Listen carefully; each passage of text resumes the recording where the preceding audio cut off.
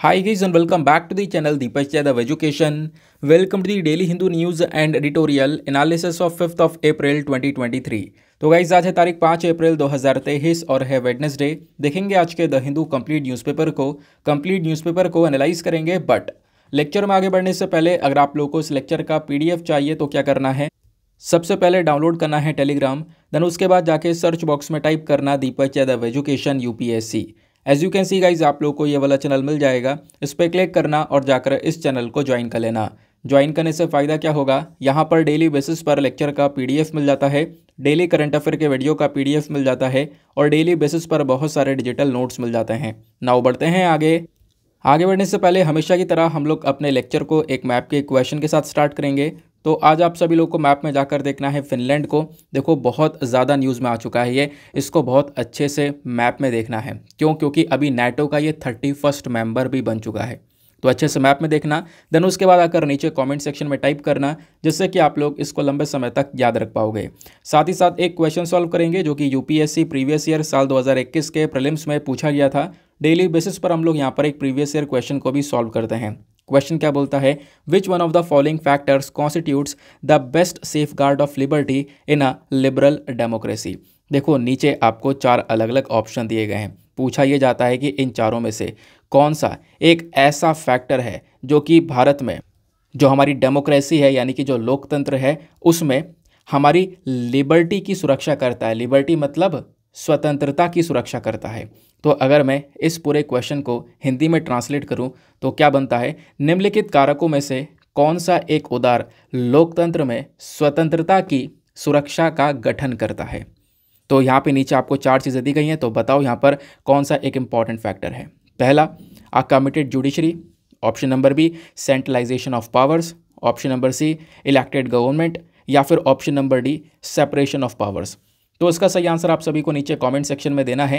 At least सभी को इसमें पार्टिसिपेट करना है, जैसे मैं आप लोगों से डेली बेसिस पर बोलता हूं। बाय द वे, इसका जो करेक्ट आंसर है वो मैंने आपको टेलीग्राम पर प्रोवाइड करवा दिया है, वहां से भी आप इसको चेकआउट कर सकते हो। और अगर वहां पर आंसर नहीं मिलता है तो भी कोई परेशान होने की ज़रूरत नहीं है। वीडियो के लास्ट में हम इसके आंसर का डिस्कशन करेंगे बहुत डिटेल से। तो चलो शुभारंभ करते हैं और चलते हैं सबसे पहले थंबनेल वाले इंपॉर्टेंट आर्टिकल की तरफ। दोस्तों 2 दिन से लगातार बहुत सारे न्यूज़ आर्टिकल पब्लिश हुए हैं किस चीज़ को लेकर, कि मुग़ल एम्पायर को जो हमारी स्कूल की बुक्स हैं वहाँ से हटा दिया गया है, खासकर एनसीईआरटी से। तो एनसीईआरटी ने यहाँ पर ये कदम उठाया। सबसे इम्पॉर्टेंट चीज़ देखो यह है कि जो ये न्यूज़ आर्टिकल पिछले 2 दिन में पब्लिश हुए हैं, इवेंट ट्विटर पर, कि ये कल पूरा का पूरा मुग़ल एम्पायर ट्रेंड कर रहा था, नंबर 1 ट्रेंडिंग पर ये टॉपिक चल रहा था। तो ये मामला जो है ना, कोई नया मामला नहीं है, बहुत पुराना है। इवन ये काम एनसीईआरटी ने पिछले साल ही कर दिया था, और पिछले साल अप्रैल का ही समय था, लगभग अप्रैल के समय में 23 या 24 तारीख को एनसीईआरटी ने ये कदम उठाया था। मुग़ल एम्पायर को यहाँ पे एनसीईआरटी के सिलेबस से हटाया था। मुग़ल एम्पायर के साथ साथ और भी बहुत सारे टॉपिक्स हैं जिनको अलग अलग एनसीईआरटी की बुक्स से, अलग अलग क्लास की एनसीईआरटी से हटाया गया है।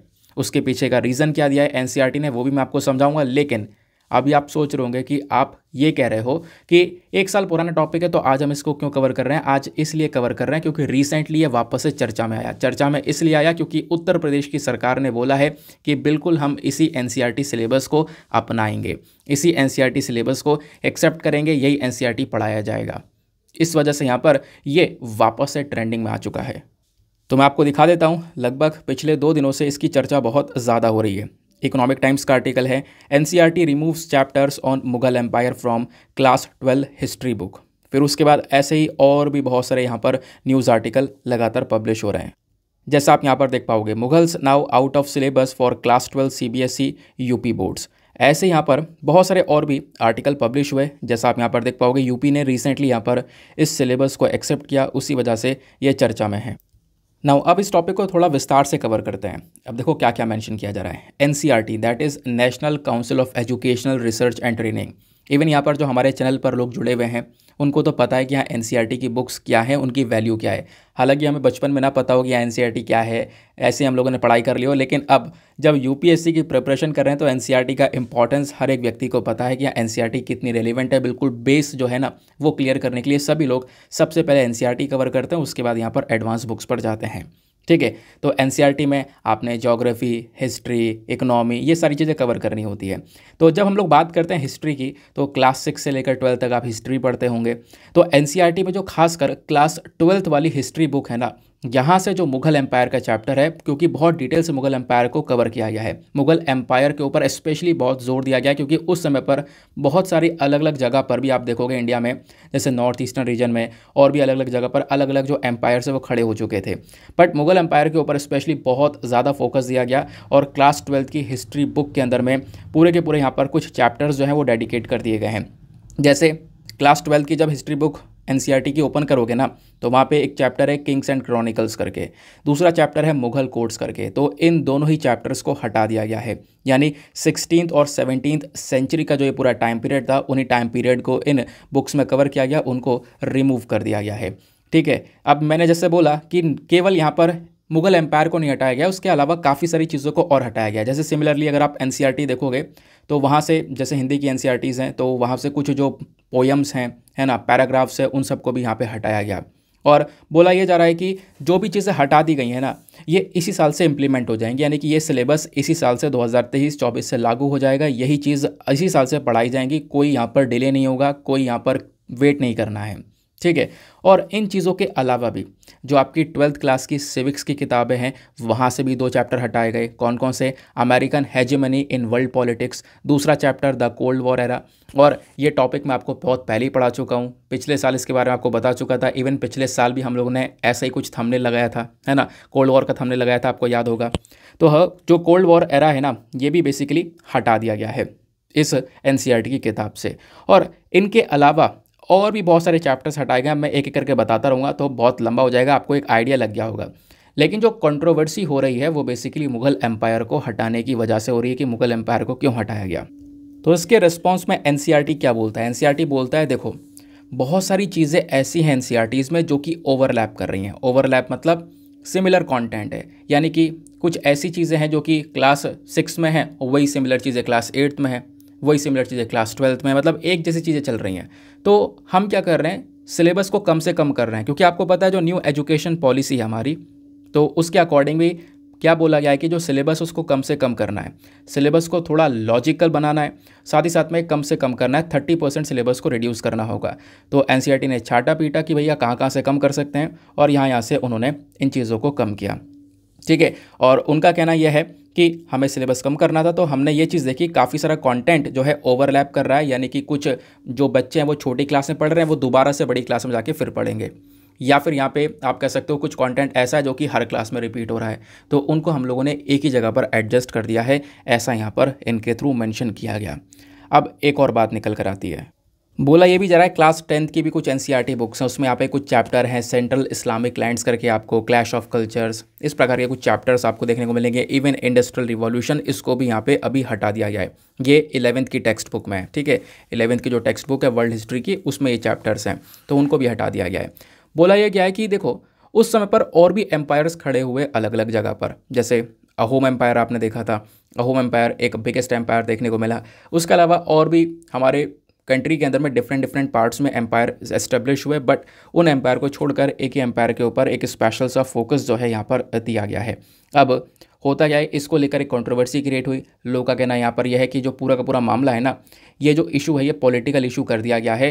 ये एनसीईआरटी का जो सिलेबस कम किया गया है, ये पूरा का पूरा पॉलिटिकल मैटर है, ना कि एकेडमिक मैटर है। इस प्रकार की जो चीज़ें हैं वो निकल कर आ रही हैं। बट अब आगे जैसे जैसा कोई अपडेट आता रहेगा इन टॉपिक्स के रिगार्डिंग, मैं आपको बताता रहूँगा क्या होता है क्या नहीं होता है। आने वाले समय पर इस टॉपिक के रिगार्डिंग एडिटोरियल ज़रूर से पब्लिश हो सकता है, बहुत सारे राइटर्स अपने पॉइंट ऑफ व्यू ज़रूर से देंगे, तो एक बेस जो है ना वो आपका क्लियर हो जाना चाहिए। ठीक है। अगले आर्टिकल पर आते हैं दोस्तों। यहाँ पे फ्रंट पेज पर 2 इंपॉर्टेंट आर्टिकल हैं और दोनों को हम डिटेल से कवर करेंगे। पहले हम लोग इस वाले आर्टिकल को देखते हैं। तो पहले यहाँ पे हेडिंग पढ़ो, उसके बाद आपको चीज़ें बहुत अच्छे से समझ में आएंगी। इंडिया ने एक बात बोली है, क्या बोली है? Invented names will not alter reality of Arunachal.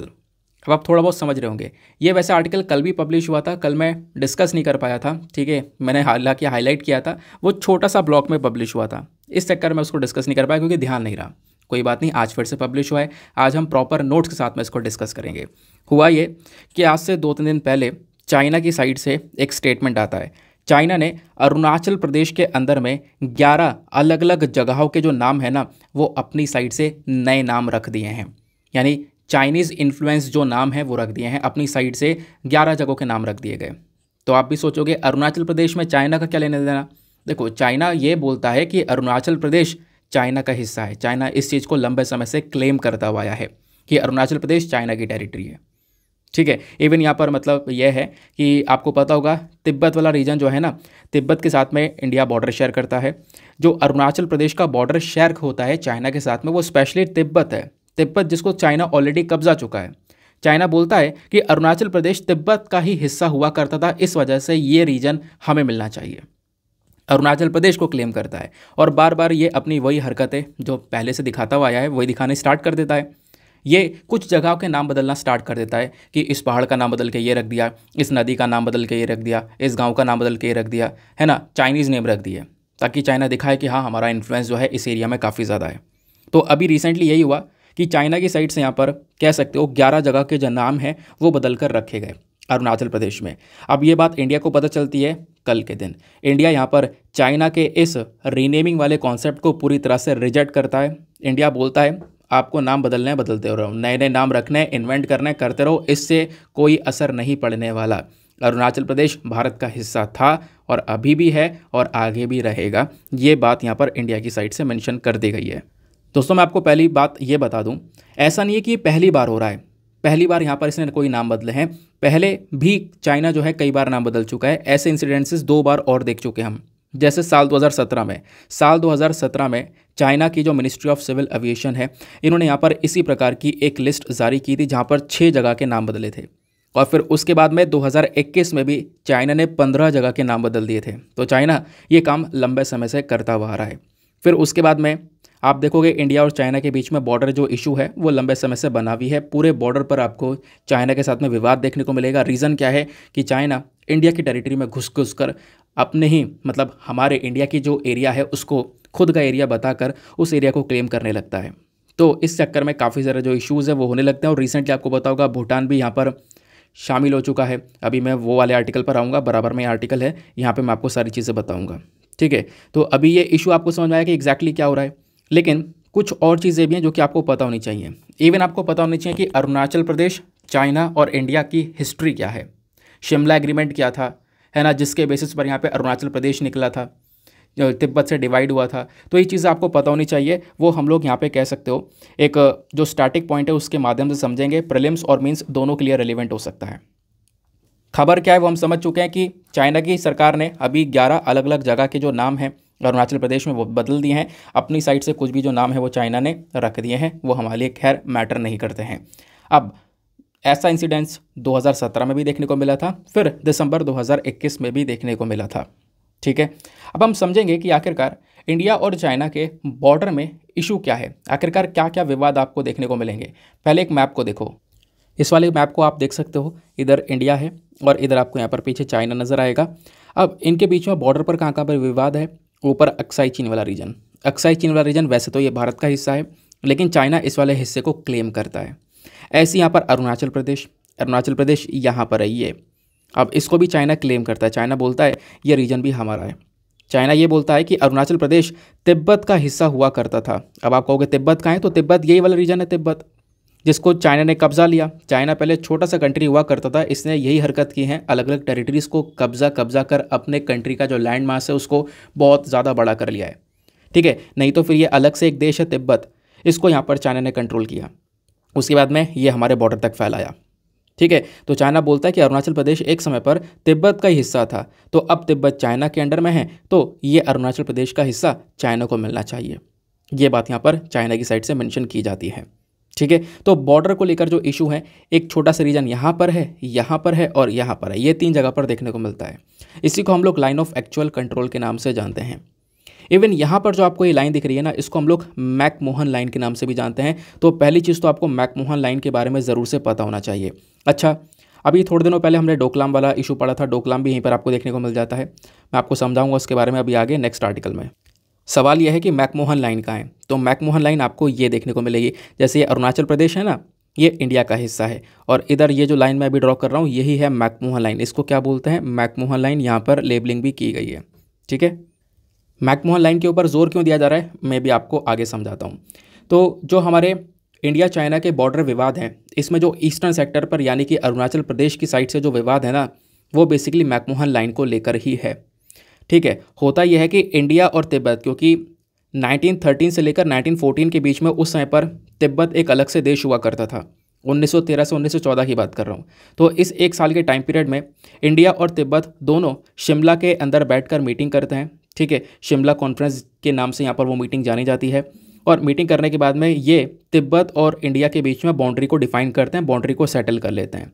और इसी शिमला कॉन्फ्रेंस के दौरान क्या होता है कि जो सर हेनरी मैकमोहन थे, क्योंकि उस समय पर देश आज़ाद नहीं हुआ है, क्योंकि हम 1913 से लेकर 1914 की बात कर रहे हैं, तो देश आज़ाद उस समय नहीं हुआ था, ब्रिटिश एम्पायर के अंडर में था। तो सर हेनरी मैकमोहन जो थे ना, उस समय पर ब्रिटिश इंडिया के फॉरेन सेक्रेटरी हुआ करते थे।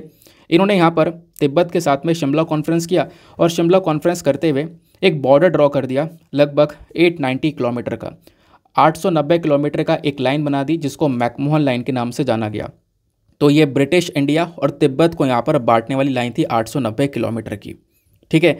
अब इस लाइन को आगे तक ले गए, भूटान से शुरू करके और कह सकते हो जो जहाँ पर म्यांमार तक है वहाँ तक हम लोग ले गए। जैसे फॉर एग्जांपल ये देख सकते हो, भूटान से यहाँ पर इस लाइन को शुरू किया गया और शुरू कर कर इधर से लेकर, क्योंकि पीछे म्यांमार है तो म्यांमार तक, जो म्यांमार वाला पॉइंट है यहाँ तक हम ले गए। तो इस प्रकार से यहाँ पे मैकमोहन लाइन को बना दिया गया और मैकमोहन लाइन को आप कह सकते हो उसको इंट्रोड्यूस कर दिया गया। इससे तिब्बत और अरुणाचल प्रदेश यानी कि इंडिया का, खासकर ब्रिटिश इंडिया का जो हिस्सा है वो अलग हो जाता है, ये डिवाइड हो जाते हैं। अब जैसे यहाँ पर ये लाइन बन जाती है ना मैकमोहन लाइन, इस मैकमोहन लाइन के बाद में जो तवांग वाला रीजन है वो अरुणाचल प्रदेश के पास में आ जाता है, ठीक है। तो काफ़ी सारे ऐसे रीजन थे, तवांग वाला रीजन जो बहुत इंपॉर्टेंट रीजन माना जाता है, चाइना उसको भी क्लेम करता है, वो यहाँ पर इंडिया के पास में, खासकर अरुणाचल प्रदेश वाले रीजन में। अब ये पूरा कॉन्फ्रेंस हो गया, अग्रीमेंट हो गया, तिब्बत के साथ हमने अग्रीमेंट कर लिया, सब कुछ सेटल कर लिया। अब बीच में जो चाइना के रिप्रेजेंटेटिव्स हैं वो क्या बोलते हैं, वो ये बोलते हैं कि जो ये अग्रीमेंट है ना ये हम एक्सेप्ट नहीं करेंगे। और चाइना ने यहाँ पर इस अग्रीमेंट को एक्सेप्ट करने से मना कर दिया। चाइना की सरकार ने ये बोला कि ये मैकमोहन लाइन इलीगल लाइन है, ठीक है, ये अवैध तरीके से बनाई गई है, हम इसको एक्सेप्ट ही नहीं करेंगे, क्योंकि तिब्बत का हिस्सा हुआ करता था अरुणाचल प्रदेश, तो अरुणाचल प्रदेश हमें मिलना चाहिए। ये बात यहाँ पर चाइना बोलता है, चाइना क्लेम करता है पूरी की पूरी यहाँ पर अरुणाचल प्रदेश वाले रीजन को, ठीक है।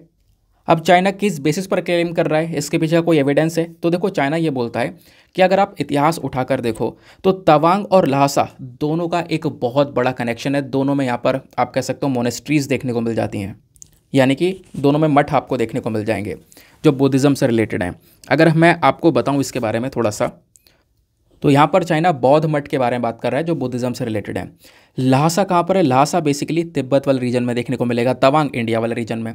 तो चाइना बोलता है कि यही एक सबसे बड़ा एविडेंस है कि ये दोनों रीजन एक ही हुआ करते थे, क्योंकि यहाँ पर जो मठ ल्हासा के अंदर में यानी तिब्बत वाले रीजन में, वही मठ इंडिया वाले तवांग वाले रीजन में, अरुणाचल प्रदेश के अंदर जो तवांग है।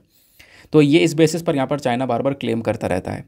फिर होता क्या है, बार बार जब चाइना की हरकतें इस प्रकार से बढ़ती रह गई तो 1962 में 1962 में इंडिया और चाइना के बीच में वॉर हो जाता है, ठीक है। इंडिया चाइना वॉर आपको देखने को मिलेगा। अरुणाचल प्रदेश का जो पूरा बॉर्डर है चाइना क्लेम कर रहा था मेरा हिस्सा है, ये सबसे बड़ी डिस्प्यूटेड एरिया भी आपको देखने को मिल जाएगा लगभग 90,000 स्क्वायर किलोमीटर के अंदर में। 1962 वॉर के दौरान जो पीपल लिबरेशन आर्मी है यानी कि जो चाइना की आर्मी है वो इस एरिया को ऑक्यूपाई भी कर लेती है। बाद में धीरे धीरे हम लोगों ने सीज़ फायर किया और सीज़ फायर यानी कि जो गोलियाँ वगैरह चल रही थी उसको पूरी तरह से यहाँ पर रोक दिया गया, मामले को धीरे धीरे करके यहाँ पर शांत किया गया। लेकिन चाइना का जो यहाँ पर ये क्लेम है इस टेरिटरी के ऊपर वो बना हुआ है और अभी तक यहाँ पर चाइना इसको क्लेम कर रहा है लंबे समय से, ठीक है। बाकी न्यूज़ समरी क्या थी मैंने आपको बता दिया, हिस्टोरिकल बैकग्राउंड क्या है उस पर्टिकुलर एरिया का वो भी हम लोग यहाँ पर समझ चुके हैं, ठीक है। आगे आते हैं नेक्स्ट आर्टिकल पर। ना दोस्तों आगे बढ़ने से पहले मेक श्योर करना वीडियो पे जो लाइक का बटन है उसको प्रेस कर देना। एक छोटा सा टारगेट है हमारा 5K प्लस लाइक्स का जिसको आप अचीव करवा सकते हो। साथ ही साथ में मेरे साथ में इंस्टाग्राम पे कनेक्ट कर सकते हो। इंस्टाग्राम पे जाना, सर्च बॉक्स में लिखना दीपक यादव एजुकेशन, जहाँ पर 12,000 से ज़्यादा लोग जुड़े हुए हैं। आप भी मेरे साथ में पर्सनली जुड़ सकते हो ना। अगले आर्टिकल पर आता है। सेम फ्रंट पेज पर ही एक और आर्टिकल आपको देखने को मिल जाता है ये वाला। इसमें क्या बोला जा रहा है, security issues on table as PM meets Bhutan king. हुआ क्या, भूटान का स्टेटमेंट रिसेंटली निकल कर आता है, आज से कुछ दिन पहले भूटान ने यहाँ पर एक बात बोली है। क्या बात बोली है कि जो डोकलाम वाला विवाद है ना, डोकलाम वाला, ये डोकलाम वाला मैटर केवल भूटान और इंडिया के बीच में नहीं है, यहाँ पर चाइना का भी कुछ हक बनता है इस डोकलाम वाले मैटर में। तो भूटान के इसी स्टेटमेंट की वजह से इंडिया चिंतित हो गया। अब आप कहोगे चिंतित क्यों हो गया, तो उसके पीछे का बैकग्राउंड आपको पता होना चाहिए। अभी थोड़े दिनों पहले बेसिकली मैंने आपको बताया था, छोटा सा रिवीजन करवाता हूँ, फिर उसके बाद इस आर्टिकल को समझने में आपके लिए बहुत ज़्यादा आसानी हो जाएगी। तो वापस से इस मैप पर आते हैं। जब आप लोग चाइना को देखोगे तो इस प्रकार से मैं जूम करता हूँ, इधर तो वैसे भूटान है, इधर यहाँ पर नेपाल है, ये इंडिया का हिस्सा है, ऊपर सिक्किम हो गया। तो सिक्किम और भूटान के बीच में आप देख पा रहे अंदर तक, ठीक है, ये चाइना जो है वो घुस कर हुआ है, ठीक है, अंदर तक यहाँ पर चाइना घुसा हुआ है, ये आप लोग यहाँ पर देख पा रहे होंगे, यहाँ तक चाइना आ रहा है। और इसी वाले पॉइंट पर डोकलाम है। कहाँ पर डोकलाम है? यहाँ पर। तो आप सोच रहे होंगे डोकलाम तो इंडिया का हिस्सा है, नहीं, डोकलाम भूटान के अंदर में, ध्यान रखना। अब ये इंडिया के रिस्पॉन्स में क्यों पड़ता है? क्योंकि देखो भूटान के साथ में हम लोगों ने एक अग्रीमेंट किया था बहुत पहले ही। वो अग्रीमेंट क्या था कि भूटान की सुरक्षा हम करेंगे अगर भूटान पे कोई परेशानी आएगी। ऐसा हमने क्यों किया था? क्योंकि हम चाहते हैं कि चाइना को अपने इस वाले पोर्शन से दूर रखें। अब ये वाला पोर्शन क्या है? इस वाले पोर्शन को हम लोग चिकन नेक कॉरिडोर के नाम से जानते हैं या सिलीगुड़ी कॉरिडोर के नाम से भी जानते हैं। ये एक बहुत पतला सा रास्ता है जो कि हमारे पूरे के पूरे नॉर्थ ईस्ट इंडिया को कनेक्ट करता है। इधर जो हमारे नॉर्थ ईस्टर्न स्टेट्स हैं ना, त्रिपुरा, उसके बाद में असम, नागालैंड, अरुणाचल प्रदेश, ये सारे हमारे स्टेट्स यहीं पर हैं। तो इस पूरे हिस्से को कह सकते हो इंडिया के साथ में ये पतला सा रास्ता जोड़ता है। तो हम नहीं चाहते कि चाइना का इन्फ्लुएंस इस वाले रीजन में आए, क्योंकि आप कह सकते हो कि अगर कोई भी इस वाले एरिया में अगर कंट्रोल कर ले तो भारत का इतना बड़ा हिस्सा जो है इंडिया से अलग किया जा सकता है। इसी वजह से यहाँ पर क्या हुआ कि इंडिया ने इस चिंता को देखते हुए भूटान के साथ में अग्रीमेंट किया कि चाइना को दूर रखना, यहाँ तक मत पहुँचने देना, आपके ऊपर परेशानी आएगी तो इंडिया भूटान के साथ में हमेशा खड़ा रहेगा। तो यहाँ पर जो डोकलाम वाला जगह है ना, अब डोकलाम कहाँ पर है मैं आपको एग्जैक्टली थोड़ा लोकेशन दिखा देता हूँ। यहाँ पर हमारे पास में ये दूसरा मैप है, सिक्किम ये हुआ, भूटान ये हुआ, बीच में यहाँ पर आप देख पाओगे चाइना घुसा पड़ा है, इधर यहाँ पर ये डोकलाम है। कुछ टाइम पहले क्या हुआ, तो जो चाइना की आर्मी है वो डोकलाम में घुस गई और डोकलाम वाले रीजन को यहाँ पर चाइना की आर्मी ने कब्जा लिया, यहाँ पे इंक्रोचमेंट करना स्टार्ट कर दिया। इंक्रोचमेंट मतलब कि धीरे धीरे यहाँ पर उन्होंने अपने लोगों को बसाना स्टार्ट कर दिया चाइना वालों ने। अब इससे क्या हुआ, इससे बहुत सारी चिंता इंडिया की बढ़ गई है, क्योंकि हमारा जो रीजन है खासकर मैंने जो बोला था सिलीगुड़ी कॉरिडोर वाला, ये जस्ट पास में ही है। तो चाइना चाहता है कि मैं यहाँ तक घुस आऊँ और अंदर तक आ जाऊँ। हम नहीं चाहते कि चाइना यहाँ पर हमारे बॉर्डर के पास में जस्ट बैठा रहे। तो इसके लिए डोकलाम में हमारी जो इंडियन आर्मी है ना, वो पहुँचती भी है भूटान को सपोर्ट करने के लिए। 73 डेज़ तक, 73 दिन तक यहाँ पर चाइना का फेस ऑफ किया जाता है यहाँ पर इस डोकलाम वाली जगह में। डोकलाम वाली जगह में हम लोग यहाँ पे भूटान के साथ में खड़े होते हैं। 73 डेज़ तक हमारी आर्मी जो है वहाँ पर खड़ी रहती है, ठीक है, ये आपको देखने को मिलेगा। और चाइना ना केवल डोकलाम वाला एरिया को कब्जाया हुआ है, उसके अलावा भूटान के कई सारे एरिया को कब्जाया हुआ है, जैसे जाकरलुंग हो गया, पसमलुंग हो गया। इस प्रकार से कई सारे एरियाज़ है जो कि अभी चाइना के अंडर में हैं। चाइना ये बोलता है कि देखो तीनों एरिया तो हमारे पास में। अब भूटान से इसने बोला कि आपको कौन सा एरिया चाहिए। अब भूटान कहेगा ऑब्वियस सी बात है तीनों हिस्से भूटान के, तो भूटान कहेगा मुझे तीनों हिस्से चाहिए। लेकिन जब भूटान ने बोला मुझे तीनों रीजन चाहिए, चाइना बोलता है नहीं, तीनों रीजन नहीं देंगे, कोई एक मांग लो, कोई एक रीजन मांग लो।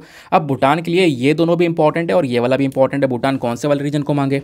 तो चाइना चाहता है कि यहाँ पर एक रीजन जो है हमारे पास में रहे और भूटान जो मांगना है मांग लेगा, ठीक है। इससे क्या होगा, चाइना का ही फायदा होगा। पहले 3 रीजन को कब्जा लो, 3 हिस्सों को कब्जा लो, फिर उसके बाद कहो कि एक मांग सकते हो आप, ठीक है, 1 या 2 मांग सकते हो आप, यानी कि तब भी कह सकते हो ना कि इसी की जीत है दोनों पॉइंट ऑफ व्यू से अगर आप लोग देखोगे तो, ठीक है। तो जो डोकलाम वाला रीजन है, अभी इसको लेकर ना क्या हुआ, भूटान ने एक बात बोली है। इंडिया भूटान आपस में बातचीत करने वाले थे और भूटान की साइड से स्टेटमेंट आया कि जो डोकलाम का इशू है यहाँ पर चाइना का रोल भी बनता है। अब भूटान पगला गया है। भूटान का कहना यह है कि यहाँ पर डोकलाम वाले इशू में चाइना का रोल ही बनता है, कि चाइना भी बैठकर बातचीत करेगा, चाइना भी यहाँ पर इसके हिस्सेदार है। तो भूटान कहीं ना कहीं ये जो भूटान का स्टेटमेंट निकल कर आया है ना, ये कहीं ना कहीं चिंता क्रिएट कर रहा है इंडिया के लिए। क्यों? क्योंकि देखो ऐसी बात होनी नहीं चाहिए थी। अगर चाइना बोलता भी है कि हमारा रोल है डोकलाम में, तो भूटान को सीधा सीधा मना कर देना चाहिए था, भाई ये जो रीजन है ना ये हमारी कंट्री का हिस्सा है, आपको इससे कोई लेना देना नहीं है, आप जो है पीछे हट जाओ, हम इसमें आपको लेकर कोई बातचीत नहीं कर सकते।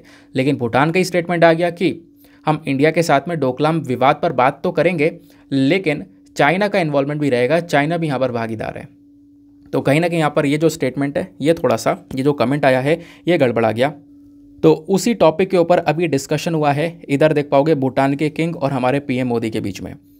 तो अभी जो भूटान के किंग है ना, वो इंडिया की विजिट पर आए, हमारे पीएम मोदी के साथ में डिस्कशन किया, काफ़ी सारी बातचीत की हैं, इसी डोकलाम वाले रीजन को लेकर सारा का सारा डिस्कशन किया है। इस डोकलाम ट्राई जंक्शन पॉइंट पर, ट्राई जंक्शन मतलब ये डोकलाम वाला जो रीजन है ये इंडिया, भूटान और चाइना के बीच में है। इसको लेकर सारा डिस्कशन हुआ है। क्या डिस्कशन हुआ है उसके बारे में कोई ज़्यादा बातें बताई नहीं गई हैं, ठीक है। बस इतना मेंशन किया जा रहा है कि ये जो पूरा बाउंड्री है, डील है ना, खासकर डोकलाम वाली चीज़ को लेकर जो ये पूरी डील है, चाइना और भूटान आपस में जो बातचीत कर रहे हैं, ये कहीं ना कहीं यहाँ पर इंडिया की इंटरेस्ट के ऊपर एक नेगेटिव इम्पैक्ट डाल सकता है। यानी कि चाइना का इन्वॉल्वमेंट इसमें बिल्कुल नहीं होना चाहिए, बट भूटान यहाँ पे कहीं ना कहीं चाइना का इन्वॉल्वमेंट करना चाह रहा है, ठीक है। तो वो चीज़ यहाँ पे नज़र आई। तो जो भी मैप्स थे उसको बहुत ध्यान से रखना, जो छोटे छोटे पॉइंट्स बताएं वो ध्यान रखना, वो एग्जामिनेशन के लिए रेलिवेंट है, खासकर लोकेशन वाइज। अगले आर्टिकल पर आते हैं। फ्रंट पेज पर ही एक और आर्टिकल आपको देखने को मिलेगा, जीएस पेपर नंबर 3 इकोनॉमी के साथ में लिंक कर पाओगे। बोला जा रहा है कि जो वर्ल्ड बैंक है इसने इंडिया की जो ग्रोथ फोरकास्ट है इसको अभी कम कर दिया है। होता यह है कि जैसे ये वर्ल्ड बैंक हो गया, एशियन डेवलपमेंट हो गया, उसके बाद इंफ्रास्ट्रक्चर बैंक हो गया, ये सारे अलग अलग इंटरनेशनल लेवल के बैंक्स हैं। ये क्या करते हैं ना, अलग अलग देशों की इकोनॉमी का अंदाज़ा लगाते हैं कि आखिरकार ये जो इकोनॉमी है इस बार कैसी ग्रो करेगी। तो एक फोरकास्ट यहाँ पर निकल कर आता है। तो वर्ल्ड बैंक भी इस प्रकार से फोरकास्टिंग करता रहता है। लास्ट टाइम यहाँ पे अक्टूबर में इसने अंदाज़ा लगाया था कि इंडिया जो है ना, कि साल 2023-24 के अंदर में इंडिया लगभग 6.6% से ग्रो करेगा। ये बात वर्ल्ड बैंक ने पिछले साल अक्टूबर में बोली थी। अभी क्या होता है, अभी यहाँ पर वर्ल्ड बैंक का फिर से एक डेटा आता है और इसने इंडिया की इस ग्रोथ को कम कर दिया है। इंडिया की ग्रोथ को यहाँ पर इसने 6.66% से कम करके 6.3% कर दिया है कि साल 2024 के अंदर में भारत जो है 6.6% से ना ग्रो करके 6.3% से ग्रो करेगा।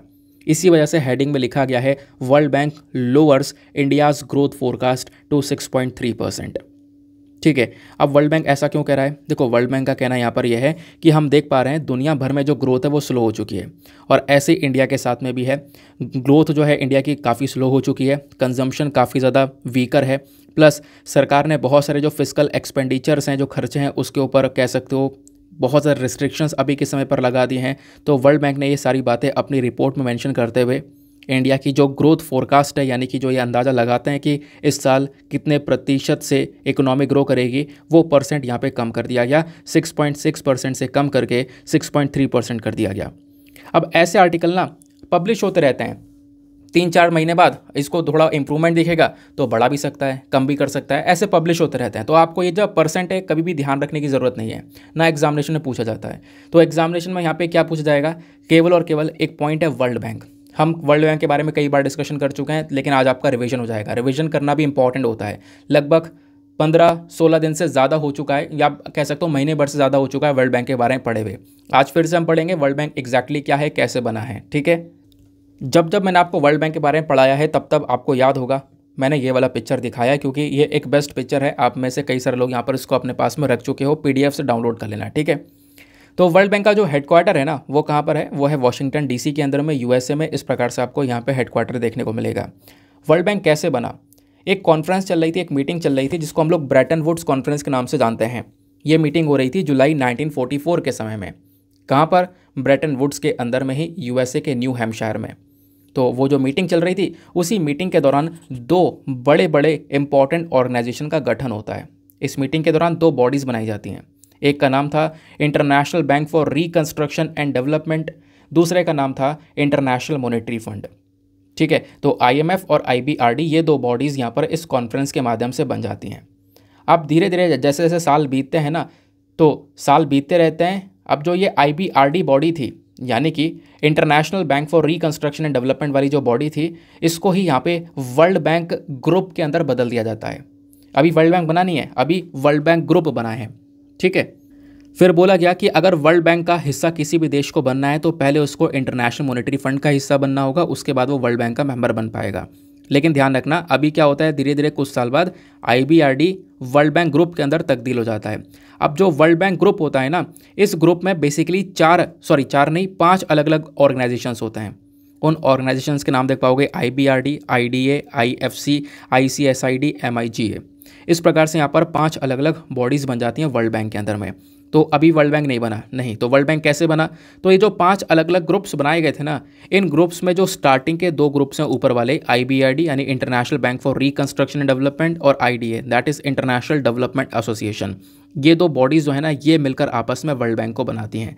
तो आपसे क्वेश्चन बन जाए कौन कौन से 2 ऐसे ग्रुप हैं जो मिलकर वर्ल्ड बैंक को बनाते हैं? तो IBRD और IDA 2 ग्रुप मिलकर यहाँ पर वर्ल्ड बैंक को बनाते हैं। ठीक है, उसके अलावा कुछ और छोटे छोटे ग्रुप्स आपको वर्ल्ड बैंक के देखने को मिलेंगे, जैसे इंटरनेशनल फाइनेंस कॉर्पोरेशन, ICSID देखने को मिलेगा, international centre for the settlement of investment disputes. पता है इनका मेन मकसद क्या है? मेन मकसद मेजरली आप देखोगे तो यह है कि जो भी कंट्रीज़ सफ़र कर रही हैं बुरी तरह से, जो मिडिल इनकम कंट्रीज़ हैं, पुअर कंट्रीज़ हैं, उनको हेल्प प्रोवाइड करवाना, उनको लोन देना, सस्ते लोन प्रोवाइड करवाना, तो ये इनका एक मेजर काम है। ठीक है, तो ये इनका मेजर काम देखने को मिलेगा, हर एक का ऐसा काम है, थोड़ा बहुत ऊपर नीचे है लेकिन मेन काम यही है। जैसे आप देख पाओगे ICSID का काम क्या है? जो इंटरेस्ट फ्री लोन है वो देना, यानी लोन देना बिना ब्याज का, उनसे ब्याज नहीं लिया जाएगा। प्लस यहाँ पे जो गरीब देश हैं उनकी सरकारों को अलग अलग ग्रांट्स प्रोवाइड करवाना, यानी कुछ अलग से हेल्प प्रोवाइड करवाना जिसको हम वापस से नहीं लेने वाले। ठीक है, तो ऐसे यहाँ पर इनके मेजर रोल देखने को मिल जाते हैं। तो ऊपर ऊपर की जो चीज़ें हैं ये ज़रूर ध्यान रखना, एग्जामिनेशन के लिए थोड़ा इंपॉर्टेंट हो जाते हैं, प्रीलिम्स में आपसे पूछे जा सकते हैं। नाउ अगले आर्टिकल पर आता है। नेक्स्ट आर्टिकल हमारा GS पेपर नंबर 3 एनवायरमेंट के पॉइंट ऑफ व्यू से रेलिवेंट होने वाला है। तो आपने कल काफ़ी सारे आर्टिकल देखे भी होंगे। तो कल हुआ क्या, लगभग सुबह 11:30 बजे के आसपास जो सिक्किम के पास नाथुला वाला रीजन है वहाँ पर एवलांच आ जाता है, और ये जो एवलांच, जो बर्फीला तूफान आया ना, उसकी वजह से लगभग 7 लोगों की जान गई है, ऐसा यहाँ पर बोला गया है। 7 लोगों की जान जा चुकी है, काफ़ी लोगों को बचा चुके हैं। अभी बहुत सारे जो टूरिस्ट आए हुए थे वहाँ पे घूमने आए हुए थे, है ना, उन लोगों को कह सकते हो कि बहुत सारी इंजरीज़ हुई हैं इस एवलांच की वजह से। ठीक है, जो कि यहाँ पर कल आया है मंगलवार के दिन। तो सिक्किम में नाथुला के पास है, तो नाथुला का लोकेशन आपको पता होना चाहिए। प्लस एक जो दूसरा कॉन्सेप्ट है एवलांच, ये पता होना चाहिए कि एवलांच होता क्या है। तो दोस्तों एवलांच जो है ना आपका ज्योग्राफी का कॉन्सेप्ट है। मैं आपको बहुत सिंपल से शब्दों में बताता हूँ। आपने लैंडस्लाइड के बारे में सुना होगा, भूस्खलन के बारे में, यानी कि जब ज़मीन जो है ना खिसक जाती है, खासकर पहाड़ों पे आपने देखा होगा कई बार जो लैंडस्लाइड्स हैं ना वो देखने को मिल जाती हैं, क्योंकि नीचे ग्रेविटी है, उस ग्रेविटी की वजह से काफ़ी सारे जो पहाड़ हैं वो पूरे पूरे खिसक जाते हैं। तो वैसे यहाँ पर बिल्कुल एवलांच होता है। फ़र्क यह है लैंडस्लाइड में जो आपका जो मिट्टी है, कंकड़ है, कीचड़ है, वो सब यहाँ पर नीचे ढह जाती है, लेकिन एवलांच में आप देख पाओगे, एवलांच में बेसिकली हम बर्फ़ की बात कर रहे होते हैं। तो एवलांच एक प्रकार का लैंडस्लाइड ही है, लेकिन ये स्नोई रीजन में होता है, बर्फीले रीजन में होता है जहाँ पे बर्फ़ होती है। तो लैंडस्लाइड मैंने आपको बताया ना, कंकड़, मिट्टी, ये सब कुछ होता है, लेकिन एवलांच में आपका बर्फ़ और हवा होती है, वो बिल्कुल नीचे ढह जाती है। उसकी वजह से एक बर्फीला तूफान सा भी आपको देखने को मिल जाता है। ठीक है, क्योंकि बर्फ़ देखो, इसके पीछे का एवलांच के पीछे कई सारे कारण हैं। एक हैवी स्नोफॉल हुआ, बहुत ज़्यादा बर्फ़ पड़ी, और उसके बाद में बर्फ़ बैठ करना लूज़ हो गई, ढीली हो गई। अब ढीली होने के बाद में वो नीचे फिसल जाती है। अब वो नीचे फिसल जाती है तो इस प्रकार से यहाँ पर ये एवलांच को क्रिएट कर देती है। भारी भरकम बर्फ़ एक साथ यहाँ पर नीचे गिर जाती है, इससे यहाँ पे बर्फ़ के साथ साथ एक कह सकते हो बर्फीला तूफान सा भी वहाँ पर क्रिएट हो जाता है। तो एवलांच और लैंडस्लाइड में ये एक छोटा सा फ़र्क है, इसको ज़रूर से ध्यान में रख सकते हो। दूसरी इंपॉर्टेंट चीज़ यहाँ पर यह है, नाथुला के बारे में आपको ज़रूर से पता होना चाहिए, क्योंकि एग्जामिनेशन में कई बार इन चीज़ों को लेकर प्रश्न बन जाता है। तो आपको सिक्किम देखने को मिलेगा। सिक्किम का जो बेसिकली यहाँ पर जो ईस्टर्न वाला रीजन है, ये वाला, यहीं पर आपको नाथुला देखने को मिलेगा। ठीक है, यहाँ पे बर्फ़ पड़ी रहे और बहुत ठंडा रीजन है, और इसी वाले रीजन में यहाँ पर जो अवलांच है वो आया है। सिक्किम ये रहा, और इधर सिक्किम खासकर इस वाले पोर्शन में आपको देखने को मिलेगा। जो इंडिया का मैप आप देखते हो ना, नेपाल और भूटान के बीच में जस्ट ऊपर इस प्रकार से जो हिस्सा उठा हुआ है वही है सिक्किम, और वहीं पर किनारे आपको नाथुला देखने को मिलेगा। क्लियर हो गई बात? चलो आगे आते हैं। अब नाथुला के बारे में थोड़ा फैक्चुअल डेटा है, उसके बारे में ज़रूर से पता होना चाहिए। जैसे नाथुला ना पूरे दुनिया में कह सकते हो एक हाईएस्ट मोटरेबल रोड है, यानी कि पूरे दुनिया में सबसे ऊंचाई पर अगर कोई रोड स्थित है जहाँ पे आप गाड़ी मोटर चला सकते हो, तो वो नाथुला वाली जगह में ही है। ये बेसिकली एक माउंटेन पास है, एक पास बना हुआ है हमारे हिमालयाज़ के अंदर में, जो कि इंडो तिब्बतन बॉर्डर पर रीजन पर स्थित है, यानी इंडो तिब्बत वाला जो बॉर्डर है, क्योंकि मैंने आपको दिखाया सिक्किम वाला रीजन ये है, इधर यहाँ पे नाथुला पास, और पीछे यहाँ पर चाइना है, और चाइना का खासकर वो तिब्बत वाला रीजन जिसको चाइना ने कब्जा रखा है। ठीक है, तो ये एक माउंटेन पास भी है। अब ये जो नाथुला है ना, इसका मतलब है कुछ, क्या है? नाथु मतलब लिसनिंग ईयर्स, और ला मतलब पास। ठीक है, इस प्रकार से यहाँ पर इसका एक पूरा मीनिंग दे रखा है। अब ये जो पास बना रखा है इंडिया चाइना के बीच में, इसका यूज़ क्या होता है? ये कह सकते हो एक ओपन ट्रेडिंग बॉर्डर है, यहाँ से कह सकते हो व्यापार होता है। ठीक है, नाथुला पास से व्यापार होता है इंडिया चाइना के बीच में, तो एक ट्रेडिंग बॉर्डर इसको हम लोग बोलते हैं। अब सिक्किम में नाथुला पास के अलावा भी कुछ और इंपॉर्टेंट पास बनाए गए हैं, उनके बारे में आपको नाम वगैरह पता होने चाहिए। जैसे सिक्किम में आपको देखने को मिलेगा जेलेपला पास, फिर डोंगक्या पास, फिर उसके बाद में चीवा भंजंग पास। इस प्रकार से कुछ यहाँ पर पासेस ऑलरेडी प्रेजेंट है, जिसमें सबसे पॉपुलर नाथुला पास है, जिसके बारे में अभी हमने डिस्कशन किया। ना अगले आर्टिकल पर आते हैं। यहाँ पर 2 आर्टिकल हैं, दोनों में से सबसे ज़्यादा इंपॉर्टेंट आपको ये वाला आर्टिकल देखने को मिलेगा। यहाँ पर बात की जा रही है किस चीज़ के बारे में, जो हमारे मिनिस्ट्री ऑफ एक्सटर्नल अफेयर हैं। अब इनका क्या कहना है, देखो इन्होंने यहाँ पर ओआईसी को लताड़ दिया है। ओआईसी क्या है, यह है Organisation of Islamic Cooperation. OIC group के बारे में आपने सुना होगा, नहीं सुना है तो मैं आपको बताऊंगा। हुआ क्या, ऑर्गेनाइजेशन ऑफ इस्लामिक कोऑपरेशन ये एक ऐसा ग्रुप है जहाँ पर 57 मेंबर्स जो हैं, 57 कंट्रीज़ इसके मेंबर्स हैं। मुस्लिम मेजोरिटी कंट्रीज़ यहाँ पर आपको देखने को मिल जाती हैं। ठीक है, तो ओआईसी को हम लोग बोलते हैं हमारे पूरे दुनिया का मुस्लिम वॉइस है ना, मुस्लिम्स की आवाज़ को यहाँ पर उठाने का काम करता है ऑर्गेनाइजेशन ऑफ इस्लामिक कोऑपरेशन, नाम से आपको यहाँ पर पता चल रहा है। रिसेंटली यहाँ पर इसने इंडिया को लेकर कमेंट कर दिया। जो अभी यहाँ पर रामनवमी का सेलिब्रेशन हुआ, रामनवमी की जो यात्रा है वो निकली है, उसके बेसिस पर यात्रा में आपने देखा होगा कहीं कहीं पर, जैसे वेस्ट बंगाल में, बिहार में, कहीं कहीं पर बहुत ज़्यादा वायलेंस हुआ है ना, बहुत ज़्यादा वायलेंस आपको देखने को मिल जाएगा। यानी ये जो 2 कम्युनिटीज़ हैं आपस में यहाँ पर भिड़ भी गई हैं, कहीं कहीं जगह पर आपने देखा होगा कई सारे न्यूज़ आर्टिकल जो है इन टॉपिक्स को लेकर पब्लिश हुए हैं। अब ओआईसी बीच में आ जाता है, ऑर्गेनाइजेशन ऑफ इस्लामिक कोऑपरेशन इस मामले को लेकर अपना स्टेटमेंट देता है। स्टेटमेंट ये देता है कि कहीं ना कहीं ये जो इंडिया में हरकतें हो रही हैं इससे इस्लामोफोबिया हो रहा है। ठीक है, ऐसा यहाँ पर इन्होंने मेंशन कर दिया। इस्लाम के प्रति डर, नफ़रत, ऐसी चीज़ें यहाँ पर देखने को मिल रही हैं, उसी को हम लोग यहाँ पर इस्लामोफोबिया बोलते हैं। ठीक है, तो ओआईसी ने यहाँ पर ये बात बोल दी, इंडिया में यहाँ पर इस्लामोफोबिया ज़्यादा हो रहा है। अब होता यहाँ पर यह है कि जो मिनिस्ट्री ऑफ एक्सटर्नल अफेयर जो है ना, वो यहाँ पर ऑर्गेनाइजेशन ऑफ इस्लामिक कोऑपरेशन से बोलते हैं कि भैया देखो, यहाँ पर जो अपना स्टेटमेंट है आप अपने पास में रखो। ओआईसी हमेशा से कम्युनल माइंडसेट रहा है। ओआईसी का हमेशा से जो स्टेटमेंट निकल कर आया है वो एंटी इंडिया निकल कर आया है, और इस बार भी यहाँ पर एंटी इंडिया स्टेटमेंट यहाँ पर ओआईसी ने दे ही दिया है। तो हर बार ओआईसी ने अपने आप को प्रूव किया है कि इंडिया के जो भी इशू होंगे उसमें बार बार टांग अड़ाएगा, और ऐसा यहाँ पर हुआ भी है। जबकि जो ये मैटर्स हैं हमारे इंटरनल मैटर्स हैं, ओआईसी को यहाँ पर बीच में नहीं आना चाहिए। तो ये बात यहाँ पर रिसेंटली हमारे मिनिस्ट्री ऑफ एक्सटर्नल अफेयर के थ्रू बोली गई है। ठीक है, तो ये तो हो गया आर्टिकल। अब क्या एग्जाम में इसका कोई लेना देना है? देखो एग्जाम में ये नहीं पूछा जाएगा। एग्जामिनेशन के लिए आपको जो पढ़ना चाहिए वो ओआईसी पढ़ना चाहिए। ऑर्गेनाइजेशन ऑफ इस्लामिक कोऑपरेशन ये बॉडी अक्सर चर्चा में रहती है, अलग अलग कारणों की वजह से, अक्सर यहाँ पर इसी हरकत की वजह से यहाँ पर चर्चा में रहती है। कश्मीर का इशू यहाँ पर उठाने लगेगा कभी, ऐसे यहाँ पर अलग अलग इश्यूज़ ओआईसी उठाता है। तो ओआईसी के बारे में बात करेंगे तो जीएस पेपर नंबर 2 के पॉइंट ऑफ व्यू से थोड़ा सा इंपॉर्टेंट हो जाता है, क्योंकि हमारे जीएस पेपर नंबर 2 में सिलेबस में इंपॉर्टेंट इंटरनेशनल इंस्टीट्यूशन का टॉपिक देखने को मिलेगा। तो ओआईसी दुनिया में दूसरी सबसे बड़ी इंटर गवर्नमेंटल ऑर्गेनाइजेशन है। यानी पहली कौन सी है? पहली है यूनाइटेड नेशन। यूनाइटेड नेशन का सबने नाम सुना है। यूनाइटेड नेशन की बहुत सारे जो कंट्रीज़ है वो इसकी मेंबर हैं। दूसरे नंबर पर आने वाला जो सबसे बड़ी बॉडी है, सबसे बड़ा ग्रुप है, वो है ओआईसी। यहाँ पर भी लगभग 57 जो कंट्रीज़ हैं वो इसका हिस्सा हैं, वो इसके मेंबर्स हैं। ठीक है, और जैसे मैंने आपको बताया ओआईसी को क्या बोला जाता है? Voice of the Muslim world. Muslim world की यहाँ पर एक आवाज़ बोला जाता है। तो जो भी यहाँ पर मुस्लिम्स को लेकर इंटरेस्ट हैं उनकी प्रोटेक्शन देने का काम करता है ये ओआईसी। ठीक है, उसके बाद में क्या इंडिया इसका मेंबर है? नहीं, इंडिया ओआईसी का मेंबर नहीं है, इस बात को ध्यान में रखना। ओआईसी को बनाया गया था 1969 में। एक पूरा समिट चल रहा था, कह सकते हो मोरक्को के अंदर में। तो उस पूरे समिट के दौरान यहाँ पर ओआईसी नाम की ग्रुप को बनाया जाता है। इसका हेडक्वार्टर कहाँ पर है? तो पता होना चाहिए, सऊदी अरेबिया के अंदर में जेदा जो जगह है वहाँ पर इसका हेडक्वार्टर देखने को मिलेगा। हेडक्वार्टर जैसी चीज़ें हैं ना, वो आपके वनडे एग्जामिनेशन में अक्सर पूछ ली जाती हैं। अगले आर्टिकल पर आते हैं। यहाँ पर आपको 2 छोटे छोटे आर्टिकल्स देखने को मिलेंगे। हुआ यह है, एक रिपोर्ट आई है। अब उस रिपोर्ट के बारे में ना आने वाले समय पर बहुत डिटेल्स पब्लिश होंगी, तब भी मैं आपके साथ में वो पूरी रिपोर्ट की डिटेल शेयर करूंगा। लेकिन अभी आर्टिकल में थोड़ा अभी आर्टिकल में ना बहुत थोड़ा सा इन्फॉर्मेशन दिया गया है, वो हम लोग यहाँ पे कवर कर लेते हैं। जो रिपोर्ट आई है उसका नाम क्या है? उसका नाम है इंडिया जस्टिस रिपोर्ट 2022। तो ये जो इंडिया जस्टिस रिपोर्ट है, इस रिपोर्ट ने यह बताया कि जो खासकर जजेस हैं इंडिया के अंदर में, उनके क्या हालात हैं। इंडिया के अंदर में जो केसेस पेंडिंग पड़े हैं उनके क्या हालात हैं। ठीक है, तो पहली बात यहाँ पे इस रिपोर्ट ने बोला है, जो वैकेंसी है जजेस की, वो अभी कई सारी जगह में खाली पड़ी हुई है।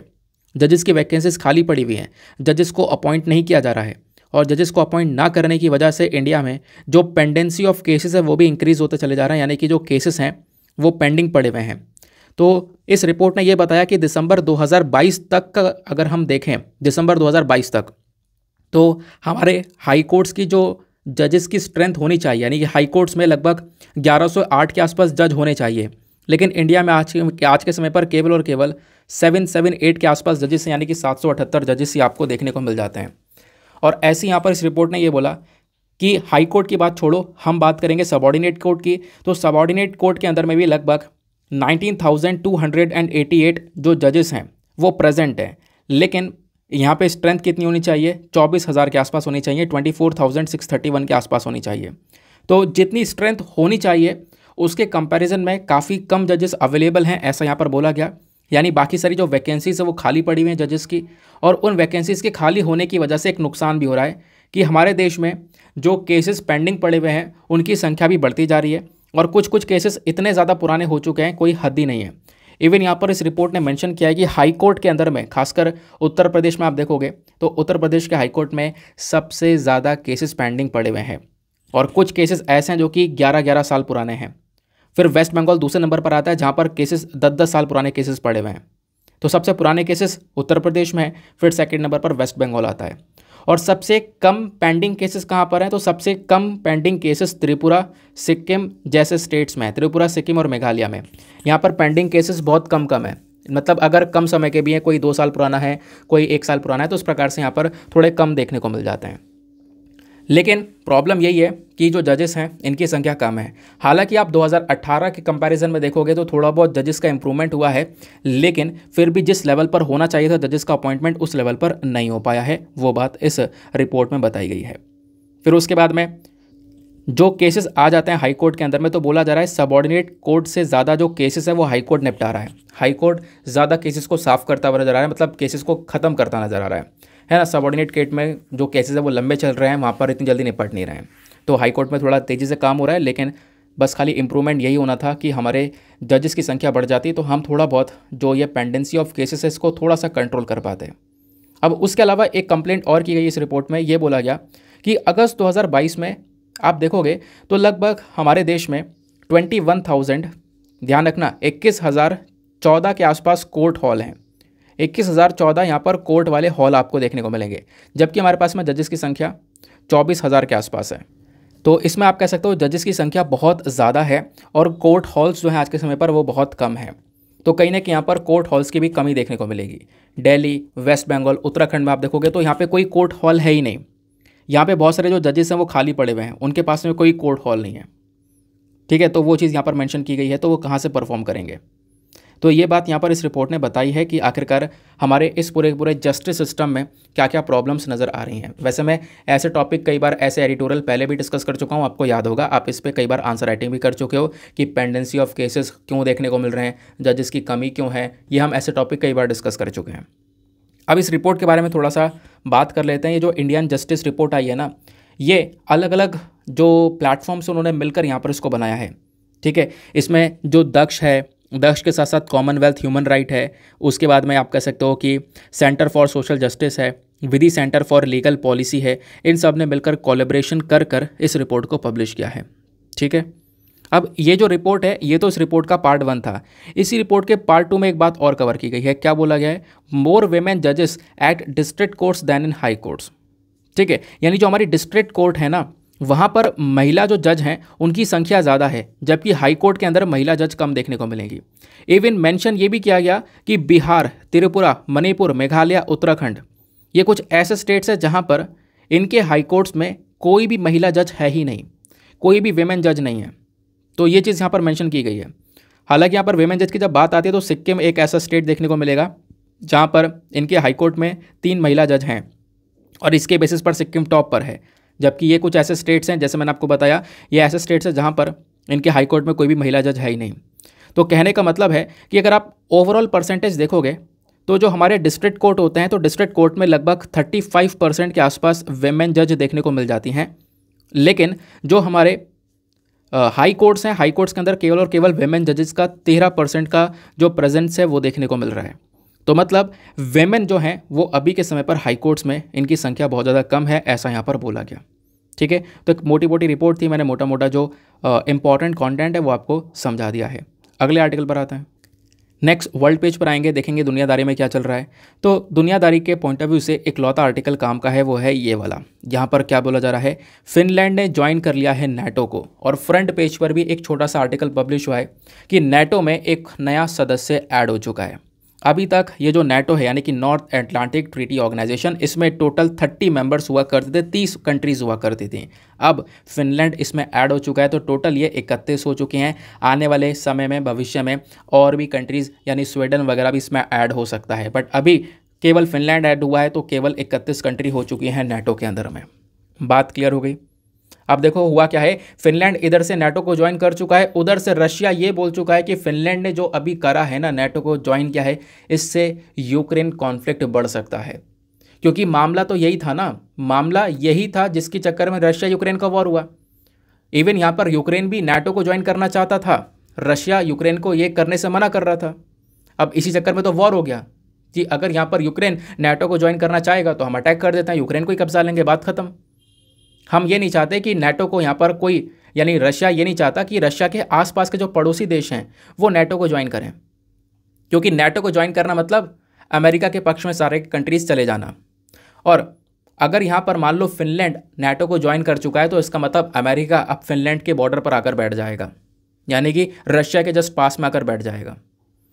अभी मैं आपको बताऊंगा इससे प्रॉब्लम्स क्या हो सकती हैं, इससे आने वाले समय पर और ज़्यादा वॉर बढ़ने के चांसेस क्या क्या हो सकते हैं। उससे पहले एक दो मैप्स को देखो। तो आज के समय की नाटो कंट्रीज़ कौन कौन सी हैं, ये सारे के सारे नाटो देश हैं। ये तो टोटल 30 हैं, अब फिनलैंड नया ऐड हो चुका है, तो टोटल 31 हो चुकी हैं। ठीक है, तो 1949 में ये कुछ देश थे, बेल्जियम, डेनमार्क, फ्रांस, आइसलैंड, ये कुछ कंट्रीज़ थी।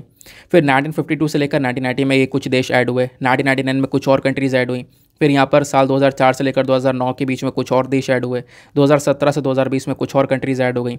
ये कंट्रीज़ ऐड हो होकर क्या हो गया, नाटो का ग्रुप कुछ इस प्रकार से दिखाई पड़ने लगा। वर्ल्ड मैप में ये जो जितने भी देश हैं वो सारे के सारे यहाँ पर नाटो कंट्रीज़ कहलाती हैं। ठीक है, अब आप देखोगे तो इस प्रकार से यहाँ पर ये चीज़ नज़र आती है। अब मैं आपको एक चीज़ और दिखाता हूँ। यहाँ पर आपको नीचे वाला मैप देखना है। ये जो नीली वाली कंट्रीज़ हैं, ध्यान रखना, ये जो नीली वाली कंट्रीज़ दिख रही हैं, ये सारे की सारे नाटो के मेंबर हैं, सारे नाटो के मेंबर हैं। दूसरी तरफ आपको यहाँ पर ये रशिया अकेला सा नज़र आ रहा होगा, तो रशिया के बॉर्डर पर आकर बैठ चुका है नाटो। अभी हम लोग बात करें, फिनलैंड एक ऐसा देश है जो कि अगेन ये भी नाटो को ज्वाइन कर चुका है। अब फिनलैंड कहाँ पर है, तो फिनलैंड जस्ट एस्टोनिया के ऊपर यहाँ पर आपको फिनलैंड नजर आएगा। मैं आपको एग्जैक्ट लोकेशन दिखा देता हूँ, ये रहा एस्टोनिया, ये है एस्टोनिया के ऊपर जस्ट फिनलैंड है, बराबर में यहाँ पर रशिया है। तो ये सारे कंट्रीज़ यहाँ पर कह सकते हो सब नाटो के मेंबर बन चुके हैं। तो इसमें प्रॉब्लम क्या है कहोगे, क्या दिक्कत है, इनकी मर्जी बन जाए या ना बन जाए। देखो प्रॉब्लम यहाँ पर यह है कि आपने नाटो के बारे में पढ़ा नहीं है। नाटो का आर्टिकल 5 पढ़ो। नाटो का आर्टिकल 5 क्या बोलता है, नाटो का आर्टिकल 5 ये बोलता है कि अब हम जैसे कि टोटल 31 कंट्रीज़ ये हो चुकी हैं, तो नाटो का आर्टिकल 5 ये बोलता है कि अगर इन 31 कंट्री में से किसी एक देश के ऊपर भी कोई देश अटैक करता है, तो ये 31 की 31 कंट्री साथ में आकर उस देश के ऊपर सब एक साथ अटैक करेंगी। ये बात यहाँ पर आर्टिकल 5 बोलता है। अब इससे क्या है, फिनलैंड सोचा भाई हमको सुरक्षा मिल जाएगी, हम नाटो के मेंबर बन जाते हैं, क्योंकि रशिया पहले ही धमका चुका है फिनलैंड को नाटो का मेंबर मत बनना।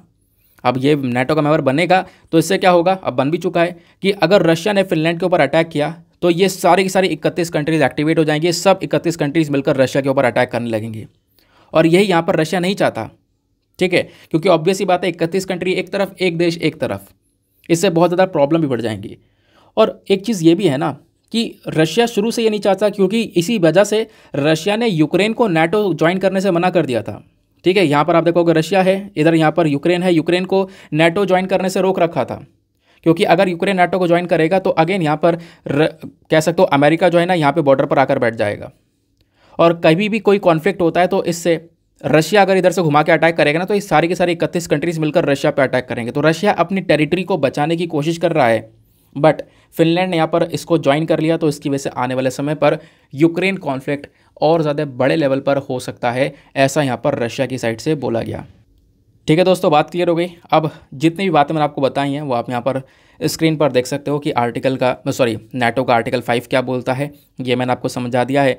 उसके बाद में ये जो अभी इससे फ़ायदा ये होगा कि इससे नाटो का जो ग्रुप है वो और ज़्यादा बड़ा हो जाएगा और ज़्यादा मजबूत हो जाएगा, क्योंकि यहाँ पे फिनलैंड ऐड हो गया है। उसके बाद में नाटो क्या है हम डिस्कस कर ही चुके हैं, यह है नॉर्थ अटलांटिक ट्रीटी ऑर्गेनाइजेशन। अप्रैल 1949 में इस ग्रुप को बनाया गया था। यूएस, कनाडा, फिर कुछ वेस्टर्न यूरोपियन नेशंस के थ्रू मिलकर धीरे धीरे इसमें और भी कंट्रीज़ ऐड होती चली गई। मैंने आपको बताया कौन कौन से देश ऐड होते चले गए और उसके बाद में आज के समय पर ये 31 कंट्रीज़ का पूरी तरह से ग्रुप बन चुका है। तो 2023 में यहाँ पर एक नया देश यानी फिनलैंड भी नेटो का हिस्सा बन चुका है।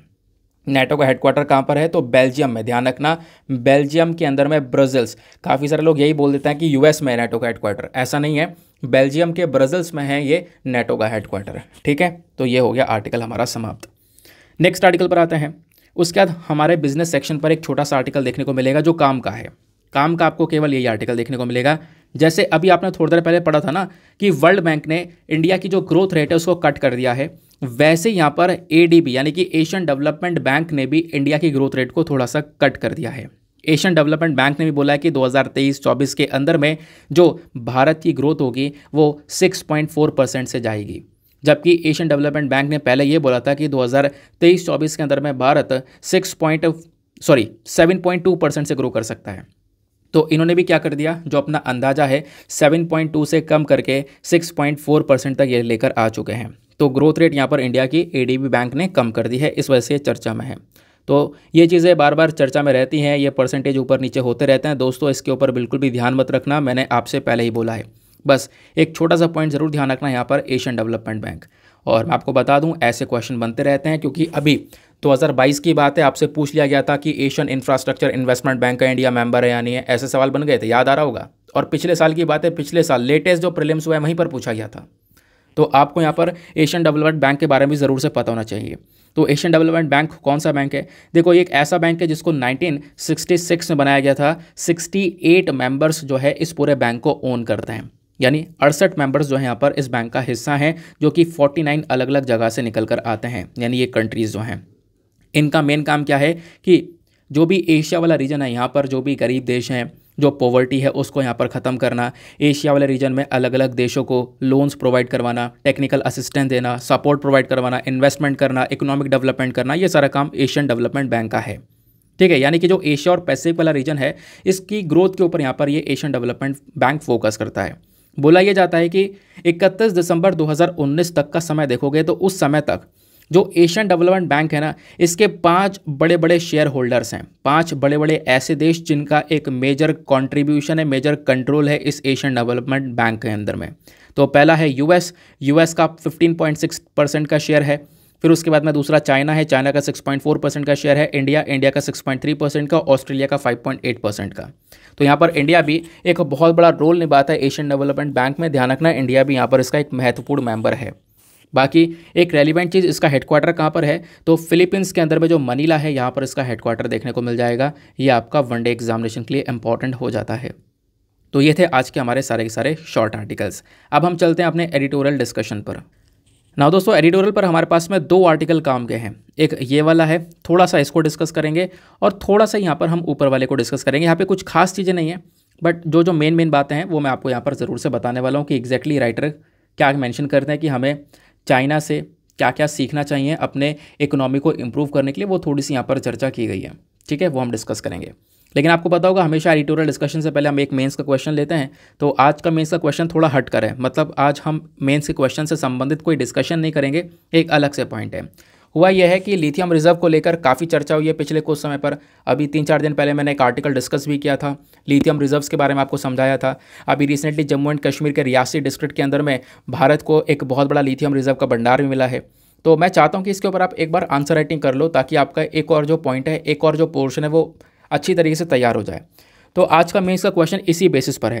क्वेश्चन यह है कि जो लिथियम डिपॉजिट अभी भारत में मिले हैं, ठीक है, जो फाइंडिंग हुई है लिथियम डिपॉजिट की इंडिया के अंदर में, इसका एक बहुत बड़ा इफेक्ट होने वाला है। इसका एक बहुत बड़ा कह सकते हो कि इसका एक बहुत बड़ा प्रभाव पड़ सकता है हमारी नेशनल एनर्जी सिक्योरिटी के ऊपर, और साथ ही साथ में हमारे देश के इकोनॉमिक डेवलपमेंट के ऊपर।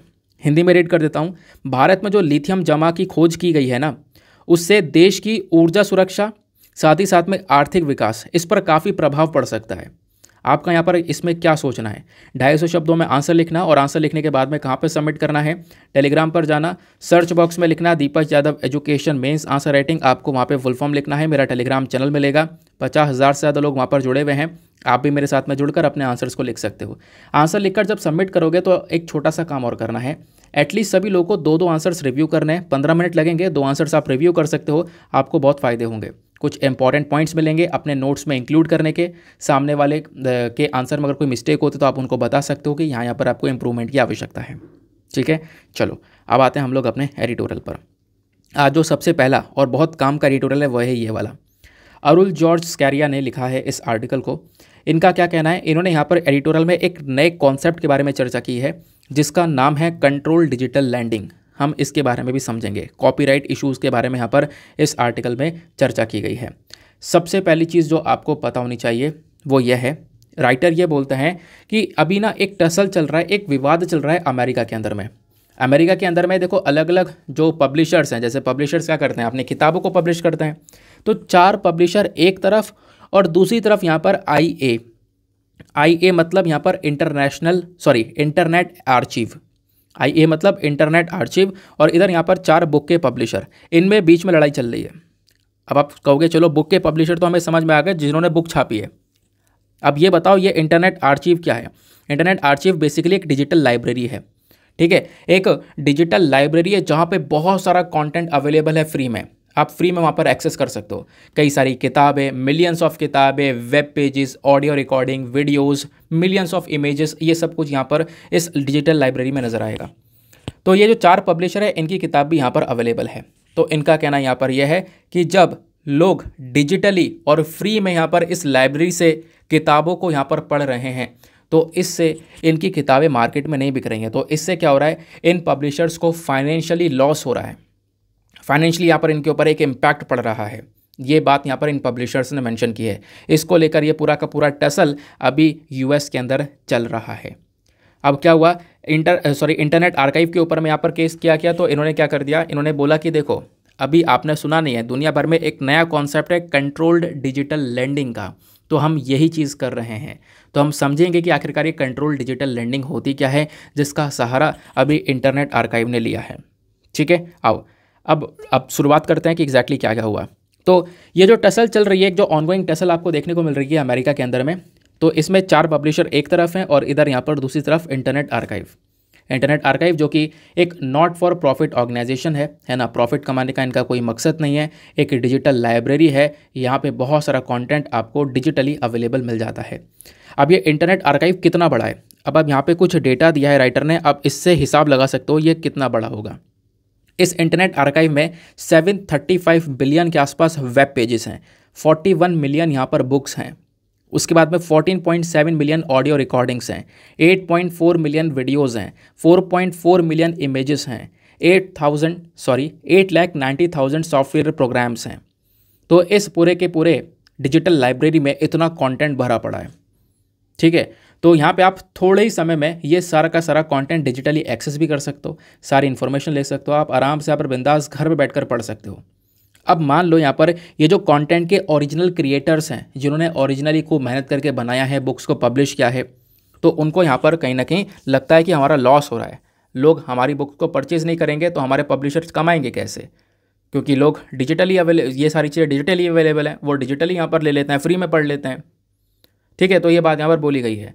तो पब्लिशर्स ने यहाँ पर बोला है कि देखो लगभग 3.6 मिलियन से ज़्यादा जो किताबें हैं ना यहाँ पे अवेलेबल हैं, और वो सारी किताबें कॉपीराइटेड हैं, यानी कि जिन्होंने लिखी है, जो पब्लिशर्स हैं, उनके पास में इसका कॉपीराइट है, हक है, कि यानी कि अगर उसको कोई कॉपी करता है या सिंपल ऐसी कॉपी करके बेचता है तो कहीं ना कहीं पब्लिशर्स एक्शन ले सकते हैं इस कारनामे में। ठीक है, अब हुआ यहाँ पर ये कि बोला ये गया कि जो लाइब्रेरी वाला कॉन्सेप्ट है ना, ये डिजिटल लाइब्रेरी, ये तो हम पहले से सुन रहे हैं, मतलब पहली बार सुन रहे हैं। अभी तो नॉर्मल लाइब्रेरी सुनते थे भाई, वहाँ पे जाके पढ़ाई करनी है। तो कोरोना के समय में ये डिजिटल लाइब्रेरी वाला कॉन्सेप्ट ग्रो करता हुआ नजर आया और काफ़ी तेज़ी से ग्रो किया।